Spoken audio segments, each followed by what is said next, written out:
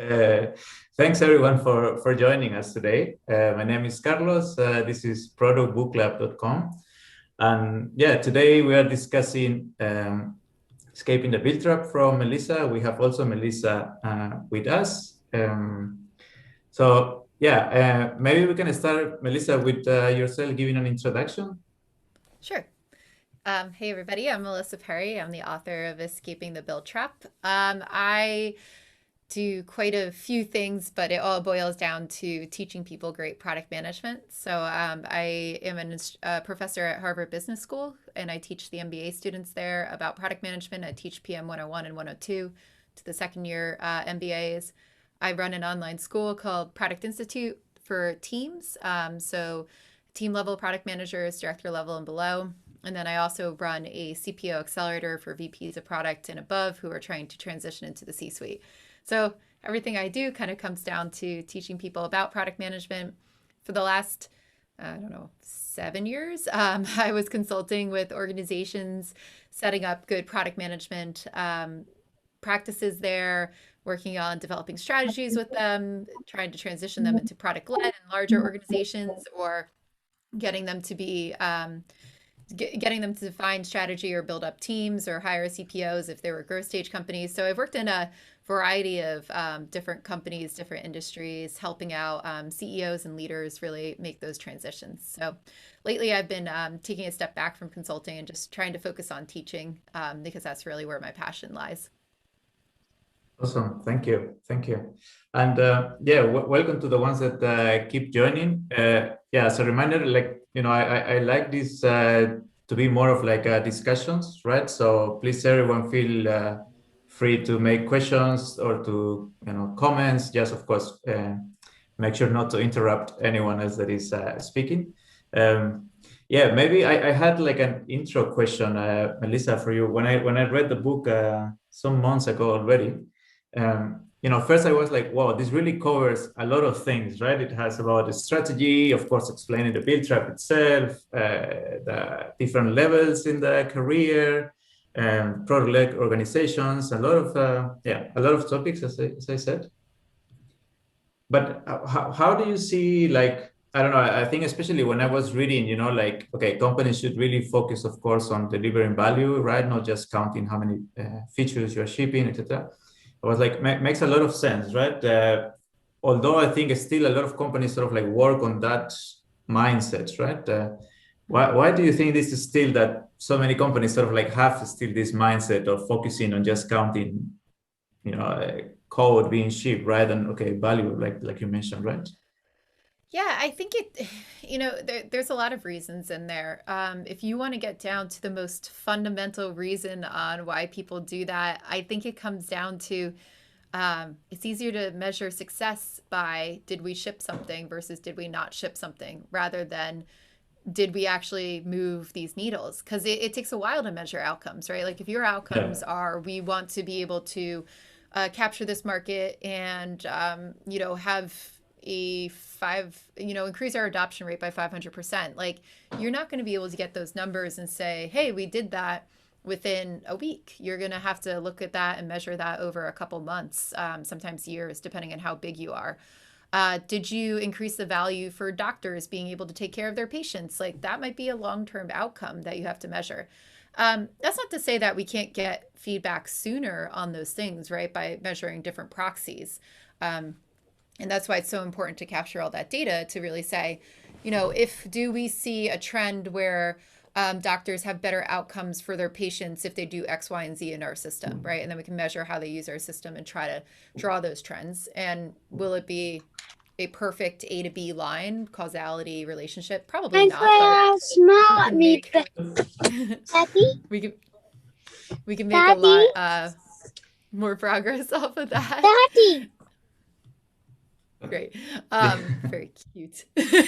I have a lot of my students bring their kids with them in my MBA classes because they're online, and I'm always like, oh, I love seeing everybody's kids. It just makes teaching online so much more fun. And pets. I love, I had a bunch of cats like hanging out in some people's videos the other day. So if you have pets, please show them to me. I love them. Yes, I see Karen with the cat over there. I have a small dog who's like this big. He's smaller than a cat. but he's not with me in the office today. But anyway, so data is really important there. But I think that's one of the things. Like you can definitively say, hey, that team did a good job. If you're only measuring the success of that team by if you're only measuring the success of that team by did they ship this thing or not, you could say, yes, good team, bad team. But if you're measuring a team that's like, hey, did they reach these outcomes? Did we actually produce value for these things? It's going to take longer. I think that's why companies just gravitate towards things that are easy to measure so that they can feel a little bit more comfortable about it. So I think that's like the underlying reason why. But then, there's a lot of people who don't understand product or software leading some companies. And a lot of the largest companies that are doing digital transformations, I've worked with a ton of them. It's people who've never built software before. And they're probably adopting, I find there's a big disconnect. Like they're adopting software practices because they want to be innovative, but they don't know how to actually do it. So all the tactics that they put into place are just very output oriented of like, if we build software, success, right? Like they just think like the more ideas we have, the more software we put out there, success. And they're not really connecting the dots. And it's, I think, from a lack of understanding of how that whole process works or where that comes from. So a little bit of a education thing, a little bit of a fundamentally, it's just hard to measure the success of software products if you do want to focus on real value. Yeah, that indeed. I think that's also what I find interesting that you mentioned as well, right? Like indeed, I think that the first sort of like big challenge is how do you define that value, and then how certain do you want to be of measuring it, right? And what trade-off do you want to make? Like you said, maybe it's something that indeed takes a long time. So then maybe, okay, you can measure something closer, but then how of a good representation is that of that value, right? So I think that making that trade-off is also quite a big challenge, right? Mm-hmm. Yeah, for sure. It's not easy. I would say none of this is easy. I think there's probably like some bias in there too. I see a lot of people just assume that their ideas will work, right? And they don't really approach it from will this actually work? And like you were talking about, how certain do we feel this will actually work? And you're never going to feel 100% certain. I tell this to the product managers that like I train too. I actually had we did a bunch of reflections in our MBA class where I have them kind of reflect on the semester and talk about what they learned about product management. And a big one that came up is everybody said, I never realized how much the role of the product manager was basically taking all of these inputs from all over the place, synthesizing them, and then, making decisions, but still being highly uncertain if those things are going to go. Like you can use data to only decrease that risk so much, but at the end of the day, you do have to choose which way to go, and you're never going to be 100% certain.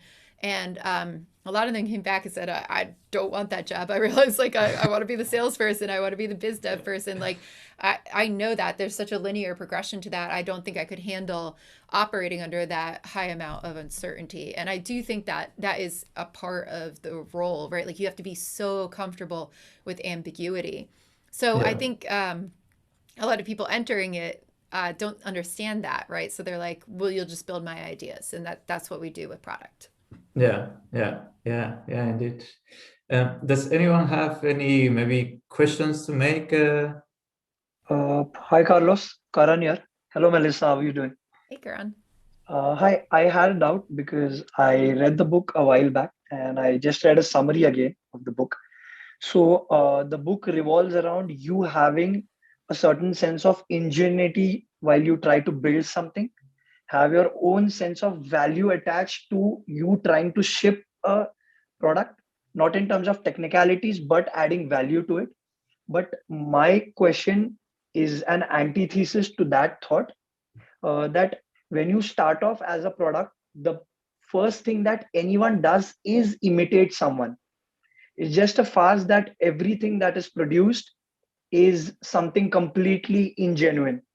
There are things that you start off with imitation, then you realize what your moat is, and then you move towards it.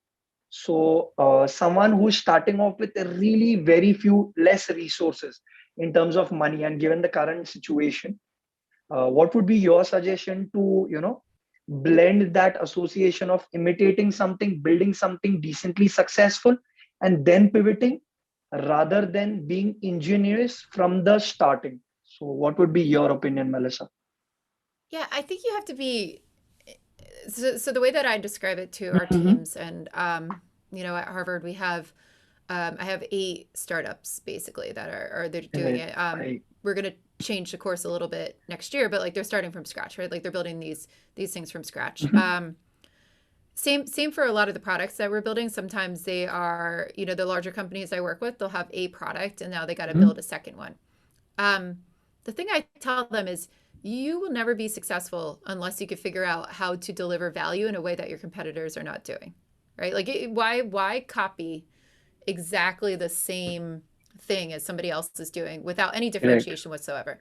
So you can differentiate, like, you know, there are strategies where there was a whole company in Germany that would just copy everything that was coming out of the United States, like Seamless, Uber, everything. Copy it, right? Like copycat it out. But it was the German market. It didn't exist there, right? So it is actually a novel approach. It's a different set of value because you changed the market of where it's going to be. Now, if you develop that and just copied absolutely everything in the United States, there's already adoption on these other products. Why would you do it, right? So that's the point we're getting at. I always tell people, like, if it's a problem that's been solved before, like a UX problem or like you know, functionality or the requirements of it, if it's a problem that's been solved before and those things are not absolutely core to your value, like they're not your differentiating factors, like, yeah, copy those, right? Like learn from other people, learn what works, and if it works, copy it. But if you're copying your entire product, right, you're not going to be successful. So where you should innovate and where you should be really spending your time is on the core drivers of that value that's going to differentiate from your competition, right? It shouldn't just be on routine UX patterns if they've got nothing to do with the success of your product. It shouldn't be on requirements. Like there are some table stakes out there that people just expect. You should borrow those. You should borrow good patterns and design and stuff like that have been solved. A good like what you call it of it, a good example of it is checkout in e-commerce. If you're building an e-commerce platform and you're not trying to be like a Shopify of solving the problems of checkout, you shouldn't spend all of your time trying to create a new innovative checkout because there is something that's already working well present in the market. So there are good elements that we can pick up from multiple people and also have our own value added to it, right? Exactly. And you have to test those still. Like you still have to go out and see it. Like I worked for an e-commerce company that tried to copy Pinterest because they were like, well, our people are going to be saving. This is when Pinterest just came out. It got really big and, you know, it was worth $1 billion for the first time. Big unicorn. That's back in like 2010. So we looked at it and they went, oh, we should have a Pinterest because that's how people want to save stuff to our platform. Like they're going to save all of our things and create their own boards. So they copied it and nobody used it. It was like, cool, that is a design pattern, but like it's not core to our value. It's actually, you don't understand why Pinterest is successful, and Pinterest isn't a shopping mechanism. Pinterest is a collection, right? But nobody's actually coming to our commerce site to collect and hang out there. They're coming there to actually execute and buy things. So like you can copy good design patterns, but as a collection tool, the Pinterest layout is fantastic, right? But what are you actually solving the problem for? Are you copying things that have been proven to work for different scenarios, or are you just copying to copy something that's successful, right? Like that's the questions I would ask there. Right. Thank you so much. Maybe I could go next. This isn't really a question or anything. Firstly, I wanted to say thanks for writing the book. It was super cool. Thanks. I had a nice time reading it. I'm gonna paste a quote into the chat. This is the thing. This is the core thing that what I got from the book, that I was like, hey, this is the thing I'm not doing at work. So for me, strategy is a deployable decision-making framework. This is the thing that I'm not doing at work. So, you know, I spend my time, you know, roadmaps, and we're drawing, you know, topics. Oh, hey, we're going to look into this topic and we're going to measure the outcome here. But the thing which I was missing was the decision-making framework around trying to plan ahead as to how I will, you know, make those decisions going forward. So, yeah, I don't know. For me, that was just that was the kind of the cool quote from me. So, yeah, I don't know if anybody else had any thoughts about deployable decision-making framework, but yeah, that was the one for me. Thanks. Cool. Yeah, I'm glad that resonated. I think that was one of the biggest, I think that's one of the biggest struggles organizations have. I've come into a lot of companies in the last, 7 years that want to lead product management change. They're like, we want to be a product-led company. We want to, do this right. And I tell them, when I come in, I usually tell everybody, all right, we're doing a little bit of everything, right? We're going to do a little bit of fixing the strategy at the top, because it does take a lot of data and it does take a lot of time to actually figure out what this deployable decision-making framework should be, especially with the executives, because they all have to agree on it and move forward. And that sets the tone for the rest of the company. 90% of the time, this doesn't exist. Big companies, small companies, everywhere I go, it's usually not there. Now, it may be in somebody's head, and that happens a lot. Like, it's kind of like stuck in someone's head, and then I basically pull it out and try to put it into writing, and then I actually make them codify some parts of it, right? It's just kind of like a mushy thing in the head. But there's usually strong opinions about where we should go. But the questions of how will we measure success when we get there, or what does this actually mean, and how is that different, and what's this? Like, those things are not sometimes all the way thought through. So that's like one of the first things we do. Then we train the teams a little bit, and then we do some org design that's based off the strategy, and we set up some operations to make it work. Now, when companies usually call me to start this stuff, they're like, oh, no, but we just want you to train our product managers. And I was like, you can't actually have any success, though, making the shift if you truly want to make a shift this way. And then I asked them, well, do you really want to change, right? Or are you just looking to get some leverage out of people who have a new role? Or are you really trying to change the way that you approach software and product management? And if that's what they actually want to do, they want to change the way that they work. I always say that they do have to look at strategy, and that's something that a lot of teams don't want to do because they think that doesn't actually live in product, and that's something that we have to reclaim. Yeah. Melissa, can I ask a question about that? Hi, it's Dar, and big fan. I recommend the book to anyone who will listen to me. So. On that line, you mentioned that strategy does take time, and kind of like developing that decision framework does take time. So for organizations that are on the path and moving forward, what do you recommend of things that you can do while this vision that you're, defining, or kind of strategy that you're defining, while you're kind of getting to that point? What are some of the things that you recommend teams do to kind of keep moving forward, keep making solid decisions while that's happening in parallel? Yeah, there's usually a lot of the first thing that I would do when I came into an organization and we had to actually put together a strategy was we first bubbled up everything that everybody was working on. So we looked at across the board, what is actually happening right now? Because usually people aren't just sitting there twiddling their thumbs, things are actually happening. So we look at the whole thing and we say, all right, let's actually put these into buckets. What type of work are we doing and why? So how do we connect that back out there to start to see if there's common themes and there's reasons behind what we're doing? And then we would look at that and we say, are these whys actually justified for us doing this work right now? Are these some known knowns that we just have to get done? And a lot of that work would be, I've had teams that had to rebuild platforms. I've had teams that had to deliver on some customer commitments that were already promised. And we basically just surface that all up.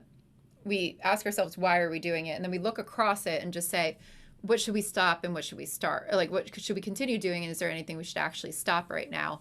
Is there anything we should add to this because it is mission critical and we have time to get some stuff done right now? What's that balance? And I think that's the best approach to figuring it out. It's no, there's not going to be a huge strategic, bucket wrapping all this work up right now, but there's usually some good reasons behind why we're doing that work.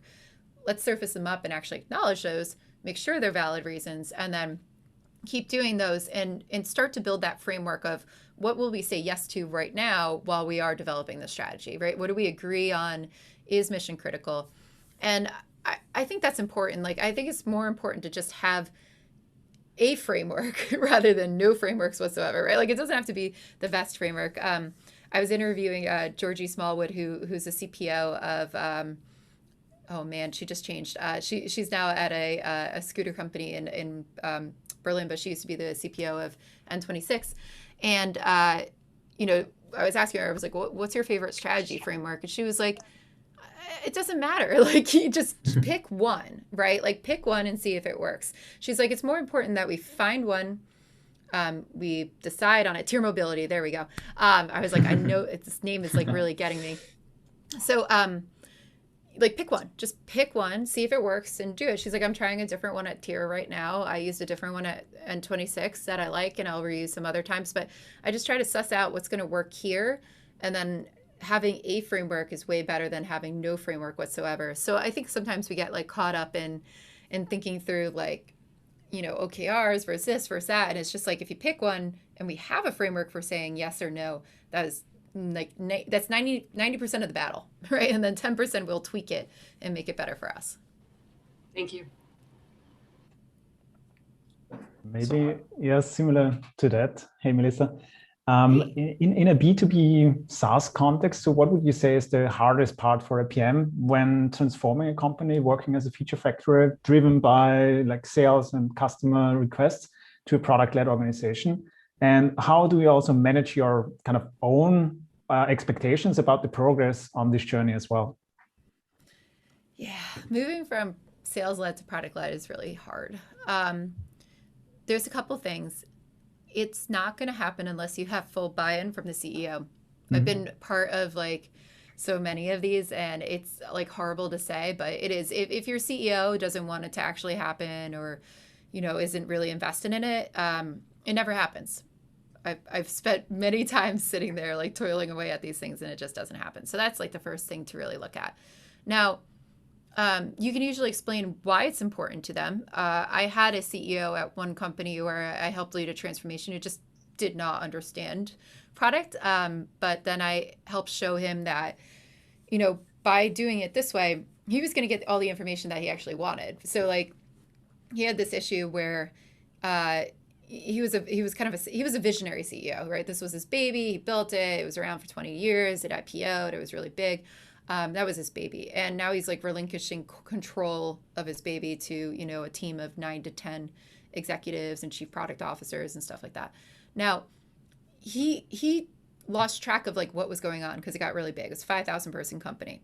And then when he realized he lost track of what was going on from a product development standpoint, what are we actually building and why, he started to freak out, and he started to like go into people's Jiras and be like, let me look at all these tickets. And then he was like, I don't understand the tickets. And I'm like, yeah, you have no idea what an API is. Like, stop looking at that. That's not for you. But you can't actually go tell an executive, like, stop looking at the information if you're not going to give them information, right? So that's where we started to do all the strategy deployment, because I told him, like, if you want to, you want to be more innovative, your competitors are catching up to you, all these things are happening. If you want to do those things, we got to start thinking about how we're going to win. So you need to sit down and think through your product strategy and everything else of like, how do you want to win? Where do you want to bring this? And that got him thinking more about the role of the software product, right, in the organization and where we could actually differentiate. So he started to see where, you know, just selling what they had wasn't going to work, right? The sales-led thing. He started talking about the customer commitments, and they had enough experience where they had run into issues where they overpromised stuff and couldn't deliver, and people were unhappy and stuff like that. And he's like, why do we keep doing this? They can't work fast enough. And I was like, no, it's got nothing to do with working fast enough. Like, let's look at this. You promised somebody this, and you can only do this year. Like, this was a disconnect between sales, and it started to get him to understand why selling ahead and everything like that wasn't really working. So he started to be on board, but he never fully grasped like what we were doing. It was just enough of like, here are my problems, fix it. And we were like, okay, product's going to help you fix that. And he was like, okay, I'm on board, right? So that's how we got him there. I have worked with CEOs though, that you've told them all that and they don't care, right? Like it's never going to win. So it's you're not going to win everybody over. So like, we'll start there. Now, if you do have somebody who's amenable to it, right? And they are like, yes, please fix this, I'm on board. Now you can start to shift, and now you got to get everybody else on board too. And you have to start to like define what the working relationships are. So to me, it starts with a strategy, because it starts to bring everybody on board with like, where are we going, right? Like where do we want to be? And it starts to lay out a picture of what we're going to evolve to and where we're going to go for. Like sales usually gets on board with product when they know things are going to come that are going to help them sell easier, right? So like when we work with the head of sales, we say, your goal is to sell more things so that you all can make your commissions and stuff like that. Like my job is to help you sell more things. Like if I don't make it easier for you to sell things, I'm not doing my job, because that means there's no demand from the customers and I built the wrong thing, right? So that's how we kind of get in line there. But we say in order to do this correctly, we need to develop a working relationship where I'm not screwing you guys over because I can't deliver what you already promised, and you're not screwing us over because you're over promising and then getting mad at us. So like, how do we bridge this gap? So it starts with building that relationship with sales, where you're like, the two of us are partners now and we're going to work together. And then what we did at that company that I was talking about is we started to build out a framework that allowed us to communicate about whether things were ready to ship or not, right? To be sold or not. So we brought a whole language to the organization that was like, all right, if things are still highly uncertain, they're going to be in this experiment or alpha stage. And that means that as a salesperson, you're not allowed to go sell that to new prospects. You're not allowed to talk about these things. What you're going to do instead is help us cultivate a group of users who are going to test it and figure out if they like it. And then we're going to really decide whether or not to proceed. So we'll be able to talk about these things with you, and you'll know what's coming up. And I want your feedback on whether you think that's going to work or not. But you can't sell it. Like, you cannot talk about this. Now, when it moves into beta stage, 75% sure that what you see is what you're going to get. We're probably going to iterate, we're scaling, we're making sure it's working. But we've already tested it a lot with some other users. Now we're worried about, does it scale well across the board? So you start to talk about the problem. You can bring in some close people if you think it's going to really make the sale, but it's not going to be ready tomorrow, right? Like, now we have some time frames that we're talking through. Then we said anything that's generally available, we'll mark it GA. When it ships, you'll see it in our roadmaps and stuff like that. Sell away. Like, all of that is free game. You could talk about it anywhere. You can put it on all your marketing stuff, everything like that. So we brought this language where everybody started to be on the same page of, are things ready to go or not? And then that stopped the whole like, oh, well, at that roadmap meeting a year ago, you said that you guys were exploring this problem, so we promised it to 10 people, right? So it cut down on that. And they came to the table when they had problems instead. And we had meetings set up with sales where they told us the feedback. We set up this whole product operations division that worked with sales and, helped streamline and aggregate it and get to the root of the problem, figure out who we could talk to as prospects to do more user research. And then that helped shift us into more of a product-led organization for sure. Yeah, it is super interesting, because especially the part also about the different stages of the features is something that I also recently experienced, where basically we started to do more in the innovation direction. So we explored topics that are really at the very beginning, and we're just trying to figure out like how well they resonate with the market, right? And then one of the first things that actually happened is that somebody basically tried to include it in a deal with a customer. And we are like, whoa, wait, like, hold your horses. Yeah. This is really the goal right now, is not to sell it. Yes, we want to get customers excited about it. We want to get their feedback, get the market feedback there, but it's really not at a stage where it should be sold. So that definitely absolutely resonates with me. Cool. I mean, one thing maybe as a follow-up that I would be interesting is also, how much do you think, apart for the strategy, how much of that should come from the CEO and how much should come from PM or product, and kind of like be agreed upon, of course, but kind of how much should you bring to the table and how much should you ask basically from the CEO? Yeah, the way that I kind of navigate it is by showing everybody there's different levels to what you are in charge of and responsible for with the strategy. There is the business strategy and the company strategy, and that is what the CEO and the executive team is responsible for, including the executive leader. So as a chief product officer, you would also be responsible for the business strategy, right? Then the product team is responsible for the product strategy. And the product strategy is, how do I manifest this business strategy, right? How do I reach these goals through developing software products? So that belongs to the product people. Now, that doesn't mean that you don't get input from everywhere, but we say, like, here's the ownership tiers of what you own. And so typically when I've come into organizations, worked with the CEO, like, I sit with the CEO and I make them write a company vision. Comes out like 3 pages long. I ask them all about, like, I make them say, like, this is where we came from, this is where we're going, this is how we want to differentiate, here's what we're not going to do, this is what we want to do, this is where I see us in 5 years, right? This is who we want to be, and this is how we want to bring value to our customers, and these are the customers we want to serve. So it usually takes them a while to do that, but they usually have it boiling around in their heads. They just haven't, like, gotten into the fine details or actually wrote it down. So half the battle is just getting them to write it down. Once I write it down, then we start to refine it. And then we break down with the executive team, okay, now if this is where we're going, what do we need to do to actually get there, which is what I call strategic intents. So is it, are we trying to be the world, like a global resource for something, right? In that case, we're going to have to do a geographical expansion. So maybe that's one of our strategic intents, like which markets do we want to expand internationally with? Like, are we going to move from an English language to a Spanish language, or are we going to go, tackle Asia Pac? Like, what are we doing? And those become those business strategies, right? It's not super software related. It's about like, how do we grow our market size? How do we conquer that type of stuff? Now the product team, once those are set, the product team looks at it, and the VP of product or the CPO or your directors of product, like your higher level product team, looks at your software and goes, what do we need to do with our software to be able to do those strategic intents? Is it bringing a new product into market because we actually don't solve the needs of that market fully with our product right now? So for instance, I've had like a lot of the growth stage companies that I've worked with have had like a product for a small or medium business, and they all want to move into the enterprise, right? But in order to do that, you need to change your product to be enterprise ready. So like that's building APIs, integrations, account management stuff, right? Like that starts to show your framework of how is my product actually going to evolve to meet the needs of this new market that we actually want to get into. And that's where your product strategy kind of comes from. It's from, all right, what's our vision for how this is going to provide value if we know this company strategy? So what's our vision there?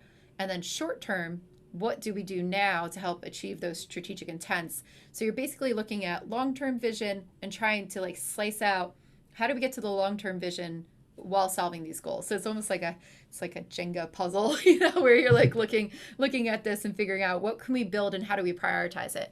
And that's how I think about it. Like the strategic intents help you prioritize what you're going to do to get to the vision and help you figure out how to morph that vision into where you want to go as a business. Mm-hmm. Because that also means basically if asked for a product strategy, you should push back to get basically the vision and strategic intent first, right? Yep. Before you can provide anything, to really make sure that it's actually in line with, even if it's there in their heads already, just get it out and on paper to have clarity on that. Yeah, and I think every good product leader will tell you, like, I cannot create a product vision without knowing what the company vision is. Like if you're a very small startup though, those things might look the same at the beginning, and that's true. Like if you're going to be a software startup, your product vision and your company vision are usually super close together, right? Like they're very similar. But as you grow, and if you're growing into a bigger company, that's when they start to divide, and that's where it becomes more important to have both a company vision and then also a product vision. Yeah. Cool. Thanks a lot. Great. I have a question for you, Melissa. First of all, thanks for coming on to this and fielding questions. As I was reading your book, just even with the first few chapters, I'm sitting there nodding my head, yes, like this is really resonating with me. And what I find and personally struggle with sometimes is I have read your book as well as other product books, is the line where it exists between holy grail theory of product, which is where we want to be, and where we are today. And there's a gap that exists between that. And there's a journey that I think to move toward that place, never necessarily like reaching it, but always moving gradually toward that. Some of the questions have been around, some of those destinations and friction that exists along the way, including from like CEO with a product mindset and other variables that fall into place. Is there sort of like a metric or a couple of them? I tend to be very metrics focused and driven. Is there something that you look back at, on a periodic basis that you say, am I making progress? Like, is there something that you look toward that is sort of an indicator of that, or even an inverse indicator of that, of saying we are going in the wrong direction as it comes to taking steps in that toward whatever this whole, perfect land of product. Yeah, I think some of them are good business stuff too. Like when I've done transformations or led transformations, we look at a couple different things, and it's the same type of outcomes, right? So I start by asking the organization, like, what do you want to achieve by doing this product? Like, what does it look like? And a lot of it will be those long-term outcomes. Like we want to deliver better customer value. So then those metrics are almost the same as the product OKRs that you're doing and the metrics that you have in the strategy framework, right? How do you define measuring customer value? Well, that goes back to your product strategy. But then there's the operational metrics of the organization. So short term, you can kind of look at like, what are we doing that's not good, right? And what are we doing, or what are we not doing, and how do we start to put stuff around there? So I've done it in different ways. Like the strategy metrics almost always go to what the strategy OKRs will be, or like what those outcomes will be. The operations metrics, for instance, is sales selling ahead of the roadmap again, right? We count that every time they make a deal that sells ahead of the roadmap. Like we measure that and we try to see, last quarter we had 10 of those. This quarter we have 3. Okay, we're making progress. What can we actually do to get that down lower, right? So I'll look at stuff like that from a sales perspective. I'll look at things like from a team perspective. Are they making the right decisions? I'll look at how many teams are actively using data to support the reasons of why they're making those decisions. So when we have roadmap meetings or we bring people in and they do their presentation, like they will get grilled by the product leaders about like, why did you do that? Show me the data, put that in there, right? And the more presentations that we see that involve that data or that logic, right? Like that's a win for us. Okay, we went from nobody doing that to we went to half the people doing that. And if only half are doing that, what's the blocker? Oh, it's because they don't have data. Okay, now we have to put the infrastructure in to get them the data, right? And then I expect to see them in 6 months come back and actually use those things to make decisions. So you can break it down like as narrow as you want to go. I don't think there's one overall metric for it. There's also a great book called Accelerate. It's kind of a DevOps book, but they actually have a criteria in there that talks about the metrics to measure high performing teams. So they let me get the full name and everything for you so that you can get it. I'm going to post it in the chat. It's called Building and Scaling High Performing Teams. And this is Goodreads, but I was looking on Amazon. Come on. There we go. It's a science. Yeah, it's called The Science of Lean Software and DevOps, Building and Scaling High Performing Technology Teams. So here you go. So this was written by Nicole Forsgren, Jez Humble, and Gene Kim. But Nicole has done like a ton of research on software teams and came out with the metrics of like what actually makes these teams high performing versus not. And she breaks them down in the book of every team that we've seen does X, Y, and Z on there.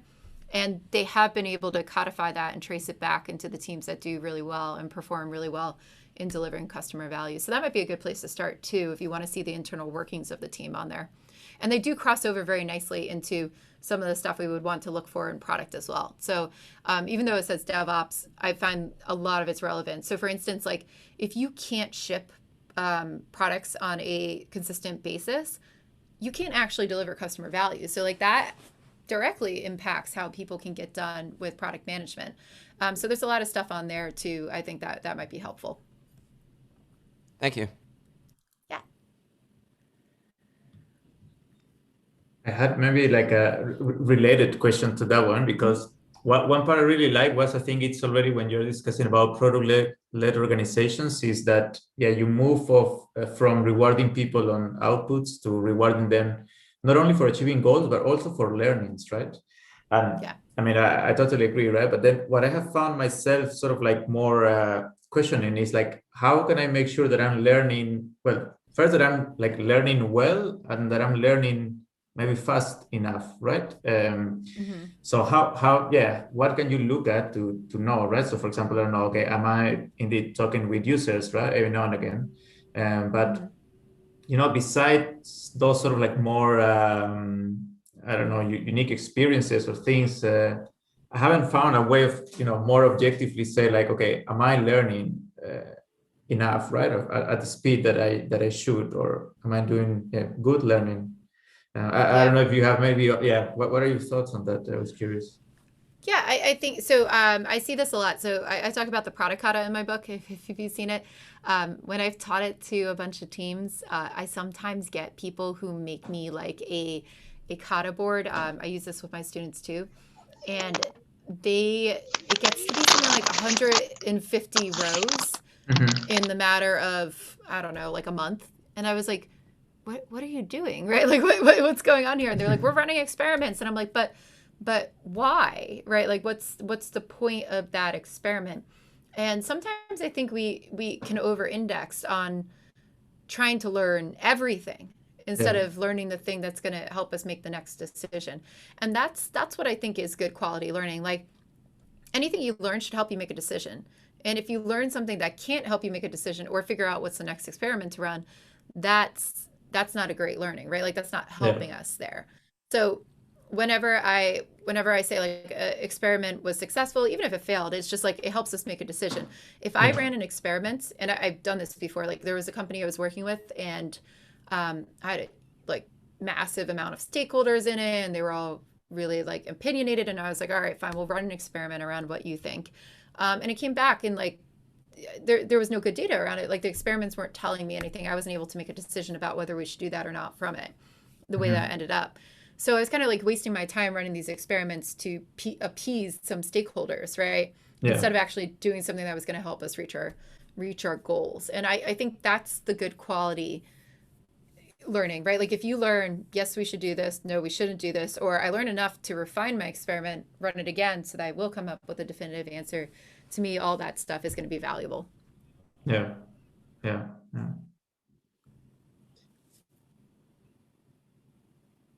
So. Hi, Alexandra. I think I can't hear you, but I see that you're talking. No, not yet. We cannot hear you yet. Now? Should work now? Yes. Yeah. Sorry, thank you. My name's Alex. First of all, thank you for writing the book. My product team, we read it as like our first book for a product book club that we've been doing ever since. Yeah. So, and I'm actually thinking I think it's time to bring it back to some of the new people that joined since we had it. I'm going to ask a question. I know you touched on it a little bit when talking about a sales-driven organization, but I work in a reality where, as much as my company likes to believe that we're long-term focused, we also measure very much on the short term, meaning that every quarter, each product team is expected to prove impact. And I work on internal products. A lot of what I do is legacy peel-off that's necessary for our longer term vision, but it's very hard to measure, first of all, the progress, and also to sell the value of it, to make sure that we're putting the right resources in it. So I was wondering if you had any advice or examples that you can relate to on that. So it's a legacy product, and you're basically trying to justify the value of, is it questions about like, should we keep working on it, or are we making changes to it? So it's, how do we prioritize working on, so it's specifically, it's catalog management. I work at an e-commerce company, and it's, like our legacy systems that exist since like 15 years. So how do we ensure that we're putting the right resources on this, and not only just on like the next shiny new thing that's going to bring us more revenue? Oh, yeah. And two, if we're expected to, as product managers, to be very data driven and measure, how do we provide measurability when we're working on these super long-term things and not necessarily report on a quarterly basis on impact? Yeah. I don't think there's okay, so let me start with the first one. How do we manage the legacy products? I have worked on 1 million legacy products. A lot of what I say to people too is that you can't just get rid of them, and you can't just like put everybody onto something else, because it usually runs your entire business. So if you want people to work on shiny new things, you have to make a transition to get off the legacy products if you want to build like a new platform. And sometimes that's just not feasible, right? There's a cost associated with it. So for example, like when I work with a lot of growth stage companies, they could have a platform that's like, been around for a while that they've been using, and it's not wonderful. And a lot of them are all like, oh, we want to replatform. I've had large banks say this too. We're going to replatform all this stuff. I'm like, great. There is a cost associated to replatforming. So how much is your legacy product contributing to your ability to make sales right now? Is it 100%? Is it 50%? Are all the products supported by it? Right? That type of thing. And then what's the cost of actually moving over, and how can you ramp up sales onto the new platform or like move it over, right? Like that's the transition that we look at. Now, when you actually see those numbers and you start calculating it out, a lot of people are like, oh no, we can't actually just rebuild a new platform, migrate people, because it's going to cost way too much money than we have right now.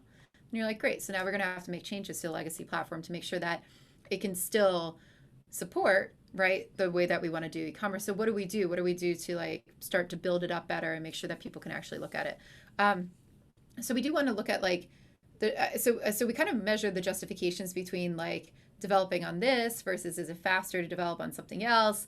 If we make these tweaks, would it make it faster, right? Unlocking the time to value is like a big one that we look at for those types of things. So you can justify, like, if we make these changes or we keep supporting these pieces, it'll actually make it 10 times faster for us to release new products on top of this, which means that you'll be able to acquire this much more revenue in this amount of time, right? Like you bring it all the way up to the business level decisions and you start talking about revenue and costs, all of a sudden the executives will start paying attention and they're like, oh, I didn't realize like this had anything to do with money. And you're like, yeah, it's not just software. It all powers our business.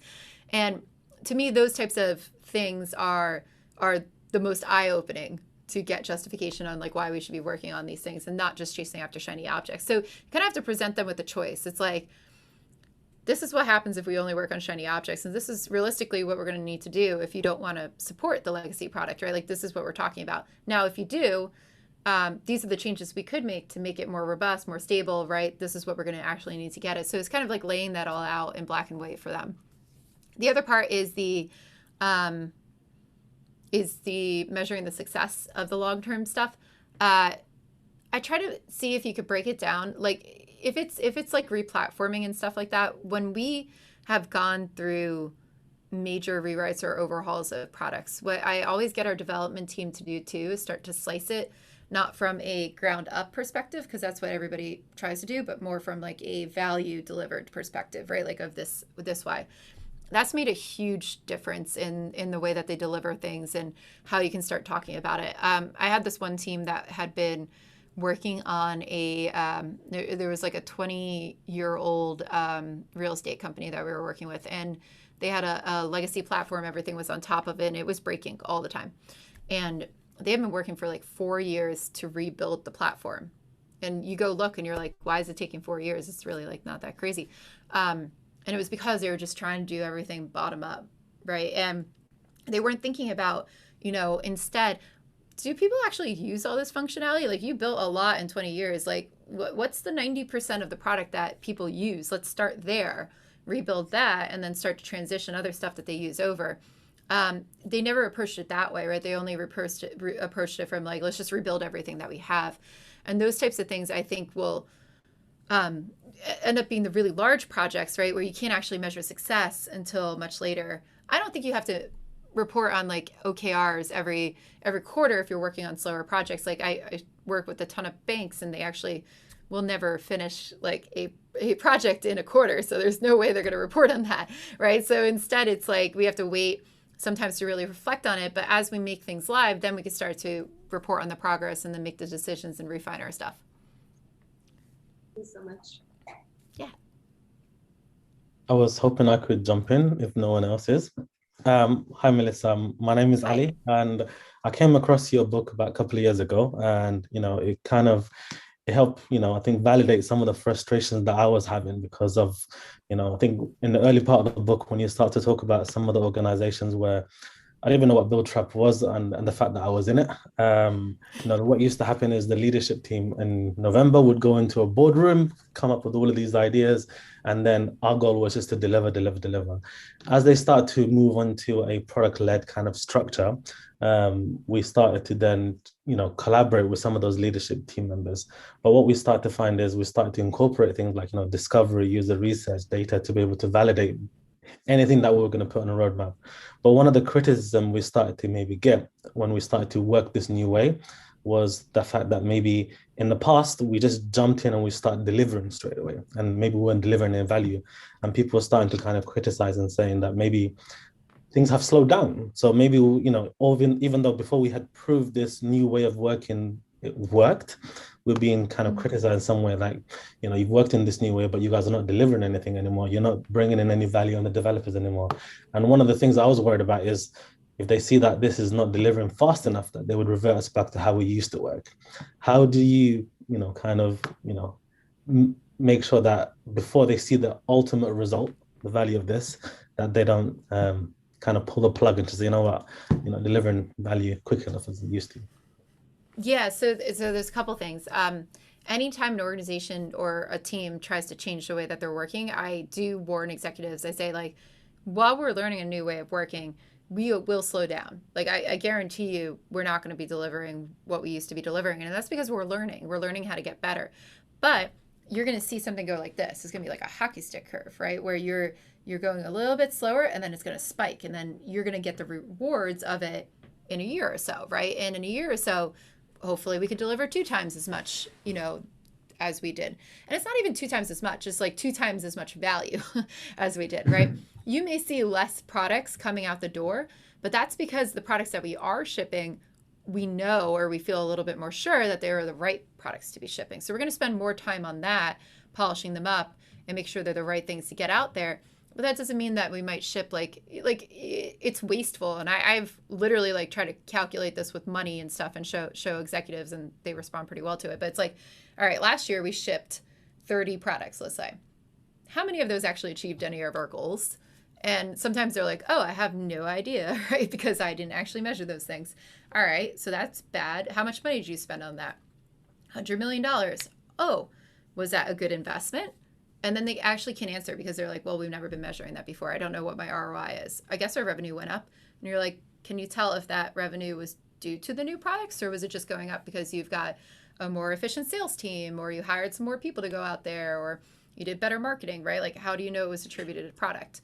And that starts to get them to talk about how do we measure value. And you're like, okay, so now let's talk about, once we can measure that value, how do we make sure that if we do build 30 products this year, they're the right products to build? Could we actually have achieved that same amount of value with 10 products, right? Because we did all the right work ahead of time. We spent a lot of time making sure they were the right products. We shipped them. They, they went out to customers, and we saved all the money because we didn't do the bad stuff that we actually have to support now. So I try to bring it into those conversations of like investments, and did you spend your money wisely, and how do you know you're spending your money wisely, and would you actually bet on that? And then I do tell them, like, all right, we're moving into this way of working, and it's going to allow us to do better things, but you're not going to see that right away. This is how you can tell it's working. We're going to be doing X, Y, and Z, and you kind of just like lay out the picture for them about what to expect. And I think when you set those expectations, people start to understand, they start to get behind it. You can be like, it's the same way as if you would revamp your entire sales platform, right? Like if the sales team went through like a huge major overhaul where they decided to do a new method of selling, they changed all their scripts, they did X, Y, and Z, like their sales obviously is going to change, right? Like they're not going to be able to work exactly the same way that they did if they have to train everybody and move them up. And that's the same thing that they have to understand about product. Like I've seen sales teams, for instance, want to move into the enterprise, like I was talking about. You have to hire a whole different set of people to be able to sell to the enterprise, because now you're talking to CIOs instead of door-to-door sales of like people on teams, right? It's a very different sales approach. So when we do roadmaps and stuff to say like, should we invest in this, we take that into account. We say, we could build this in a year, but can you build a sales team in a year? Like, you need to start doing that now, because it's going to train them all to be able to do that. And I think you just have to compare it into other types of the business. Like, this is not business as usual. This is us getting better at our craft, getting really better. And you're going to see it spike up. Here's how you can like tell. So give them ways to measure your success, right? So that they can see that it's getting better. But set expectations for them about like, it's not going to look like we're not just shipping anything anymore, doing it fast. We're going to ship the right things, and maybe fewer, but they're going to actually get us some more results. Thank you. I have a question. Hi. So as you mentioned in the beginning, when a company is small, product strategy is very aligned with company strategy, right? And huge companies, because they are so big, they have grown a lot. They have missions that they post. They have values, and like make all people happy. So can we say that this mission is somehow a high overview of company strategy? And second, sorry, just let me finish. So because the company is so big and people on lower levels, they are contributing to very, very small areas. And it might be that they are lost trust into these values and mission because they are contributing so small to the whole mission, so they don't even feel and understand. So do you think it is a problem? Or it's kind of fine that companies with such a big size have this like people on lower levels that just don't trust or don't contribute a lot to the whole mission? Thanks. Yeah, in a larger organization, so this is the reason for strategy deployment too. Give you an example of that, like 5,000 person company I was talking about earlier, where we deployed all these things. My first thing whenever I go into an organization is I ask all the teams, like, what are you building and why, right? Like, how does it achieve the goals of the company, or how does it achieve the vision or the mission? And a lot of them were like, no freaking clue. Like, it's just, we're just build these things. And somebody told us to build it. That's what we're going to do. So that to me means that somebody didn't deploy strategy correctly. Like, if you deploy it correctly, everybody in the organization should say, even though I'm working on the login API, I know it contributes and rolls up to this part of the world, and that part of the world is solving this goal at a company, high level company value, right? Like, this is how I provide value. And if your teams can't do that, then like the leaders, I tell the leaders, I'm like, you're not doing your job. If your teams can't articulate how what they're building is solving problems for the company or contributing to the goals, that's not great. Now, it may be hard to completely align that to the mission. Also, I think a lot of really large corporate missions are just horrible. Like they don't tell you anything. You're like, every bank almost has the same exact mission. It's like, help people with their finances, make people more financially stable. And you're like, cool, you and every other bank in the world. So how are you different? Right? Like, why is that different? Like, how is that unique? How do you win? Why should I go with Chase versus Bank of America? I don't know. Right? Like, so those types of things I don't think are doing a service for companies, when they just do these very fluffy high level missions.